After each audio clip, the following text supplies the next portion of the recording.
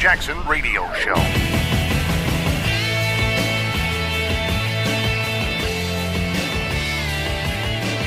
Just east of San Diego, between two existing border fences, mock-ups of President Trump's proposed border walls are coming together. What are we looking at? There are a total of 8 prototypes, 4 of which are constructed out of concrete and then 4 that are constructed out of alternate material. These are pretty tall. They are 18 to 30 feet tall. The Trump administration made that height and the construction materials a requirement. That at a time when apprehensions along the border are already on track to be as low as ever without Trump's wall. Will this lower the numbers even further? It's hard to gauge. There's always going to be some form of crime or, in this case, illegal migration. Can we do our job better? Absolutely. And I think that these walls are going to contribute towards that. The full wall isn't funded, only these samples built by contractors.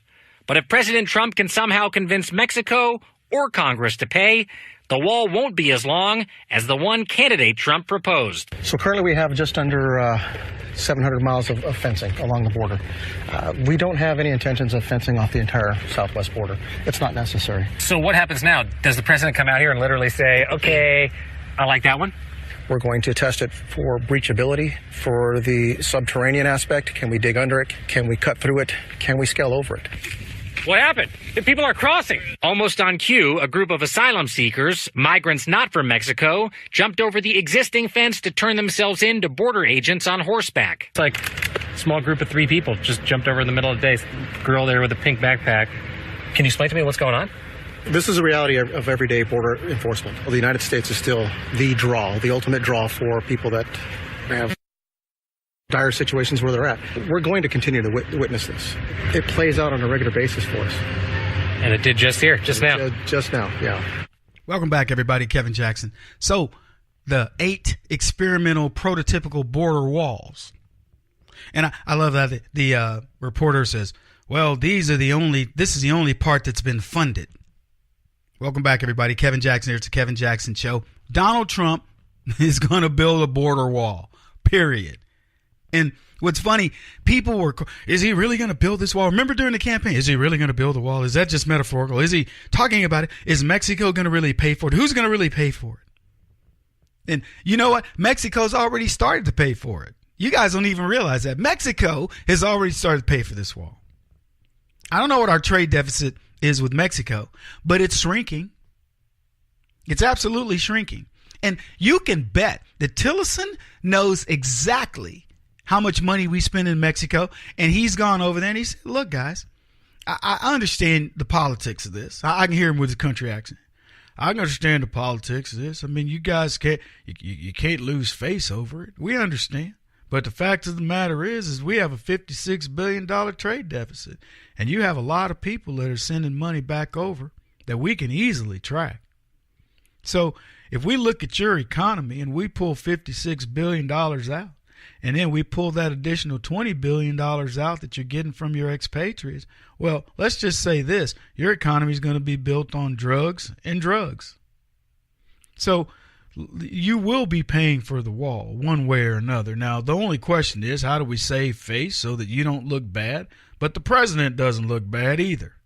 I mean, that's the conversation that's to be had with Mexico, because there is no negotiation room. What are you going to do? You're going to threaten to cut off what? Shoot. Don't even get started. Donald Trump will bring back businesses into this country with a quickness.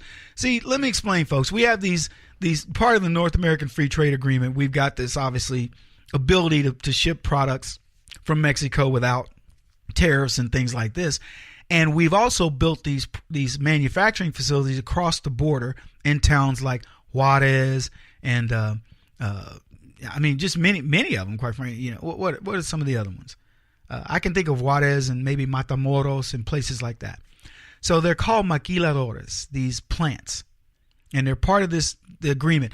And Americans cross the border into Mexico to go work at these plants, mostly in supervisory modes, and holding the interests of the American corporation. And then Mexicans are employed in droves. And these are the best jobs in Mexico, because unlike the other jobs in Mexico, these guys have to follow many of the American guidelines. Now, they get some benefit of the Mexican economy, so you're not paying the exorbitant wages that you would pay in America, but you're paying very good wages for Mexicans. So they love these jobs. And it's a big part of the economy. As I said, there's a $56 billion trade deficit between the United States and Mexico. So we have a huge advantage.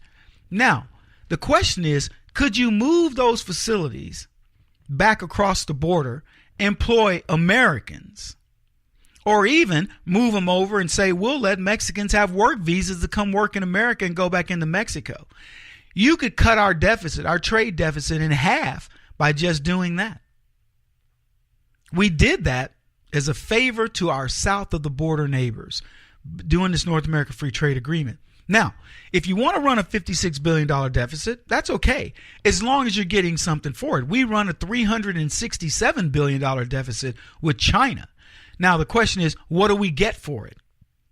So far, we've gotten not very much. Under Obama, we've watched that deficit grow as we bring in junk Chinese products, but we haven't balanced that trade deficit out at all. And so Donald Trump says, I'll tell you what, we'll start working on this North Korean thing. We'll see how that goes and yada, yada, yada. But he will address that as well. Here's what you can bet. The trade deficit with Mexico will shrink in direct proportion to the wall, if not more. Donald Trump is not going to spend $1 of American taxpayer money that isn't already accounted for in somewhere else. Now, you may say, well, Kevin, that's not technically Mexico paying for it. Sure it is. If you've been enjoying $56 billion annually from us, and suddenly you're only enjoying $20 billion annually, that's a trade-off. And the thing is once that wall is built, then Mexico's really going to have to step up to the table, because now they got all these people coming back over. They're really in a major quandary now, because they got people that have gone back because there's no opportunity in America, and the jobs are going to be moving back to America. So what do? They got to build an economy. Now, I think Trump's going to help them build an economy. President Trump will say, let's work on this together. But here's what I'm going to make a bet on. I can't remember. I remember covering Eaton Corporation and some big manufacturers, Whirlpool, people like that, manufacturing in Mexico. Many of those companies, well, quite a few, will come back to America and start manufacturing here. That's what I predict. I don't know which ones, I don't know when it will occur, but you're going to watch. These things will all coincide together. And then Tillerson will go over, he'll have meetings with Mexico and say, let's look at visas.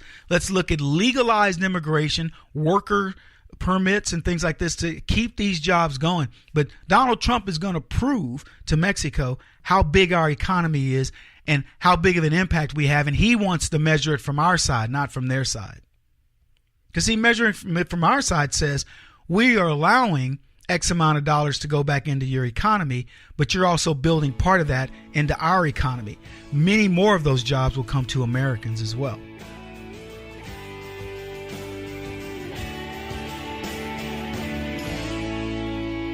This is the Kevin Jackson Radio Show.